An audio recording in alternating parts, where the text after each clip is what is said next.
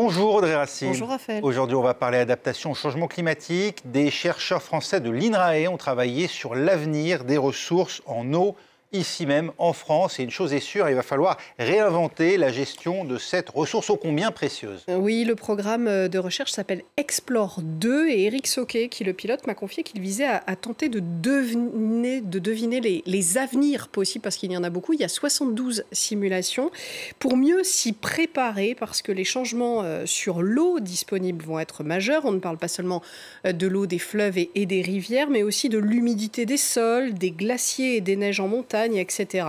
Les projections ont été faites pour une France réchauffée de plus 4 degrés, ce qui est un scénario assez grave, mais malheureusement plausible au vu de la trajectoire du réchauffement climatique actuel.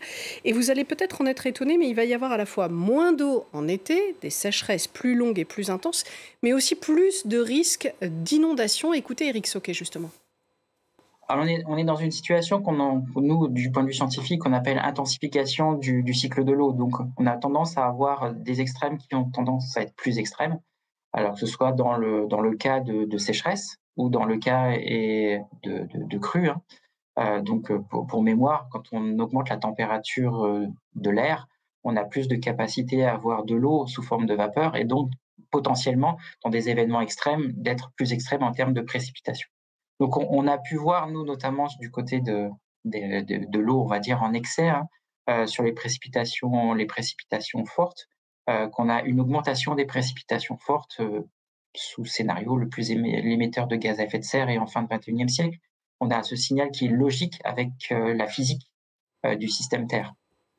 Alors, vous vous rappelez de ce que je vous disais, 1 degré de réchauffement climatique, c'est 7% de vapeur d'eau en plus dans l'atmosphère. Comme l'eau ne disparaît pas de l'atmosphère terrestre, eh bien, elle va retomber en une fois en plus grande quantité. Je vais vous montrer un exemple des simulations faites par Explore 2. Celle-ci, elle concerne un scénario pour la Seine au niveau du pont Alexandre III, donc dans le cœur de Paris. Vous voyez que plus on avance vers la fin du siècle à droite et plus l'assèchement rouge du fleuve est important et aussi plus les crues en bleu sont hautes. Voilà pour cette simulation, une parmi tant d'autres de cette étude. Alors à quoi sert-elle cette étude, à part à se faire peur? C'est important de se faire peur, Raphaël. C'est important parce que dire avec des projections sérieuses, scientifiques, ce qu'on risque en restant sur la même trajectoire, c'est tout simplement faire comprendre aux décideurs, aux acteurs publics et au public aussi, aux citoyens comme vous et moi, qu'il faut réagir pour éviter absolument le pire de la catastrophe. Dans la lutte contre les effets du réchauffement climatique, il ne faut pas oublier l'atténuation, essayer d'en limiter les effets. Maintenant, l'autre volet de cette lutte contre le réchauffement climatique, c'est l'adaptation. Comment on va réussir à gérer cette ressource en eau qui va manquer parfois? Comment on va éviter des inondations dramatique en cas de forte pluie? Eh bien, le but de ces 3 ans de recherche, c'est de donner les clés aux acteurs politiques, aux entreprises aussi de gestion des eaux, pour mettre sur pied des stratégies d'adaptation, parce qu'on a tout de même des solutions pour vous rassurer. Écoutez. Il y a notamment tout ce qui relève de la sobriété. Ça fait partie d'un des piliers de l'adaptation, c'est de limiter déjà notre empreinte en termes de consommation en eau. Ça, c'est le premier élément. Et ensuite, il y a effectivement des différentes options pour l'adaptation, différentes solutions qui peuvent être d'ordre notamment technique, technologique, économique. Il y a des solutions fondées sur la nature. Et ce qu'il faut avoir en tête aujourd'hui, c'est qu'il n'y aura pas une solution d'adaptation et que c'est souvent dans le cocktail de solutions d'adaptation que l'on trouvera une voie pour essayer d'atténuer ou de limiter les impacts du changement climatique.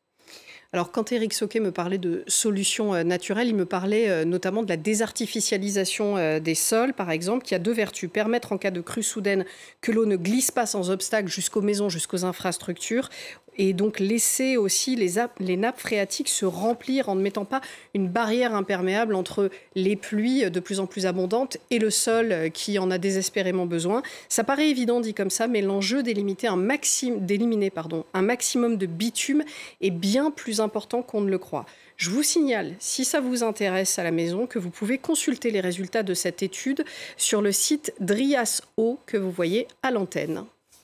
Merci Audrey Racine pour cet éclairage toujours très précieux sur notre planète.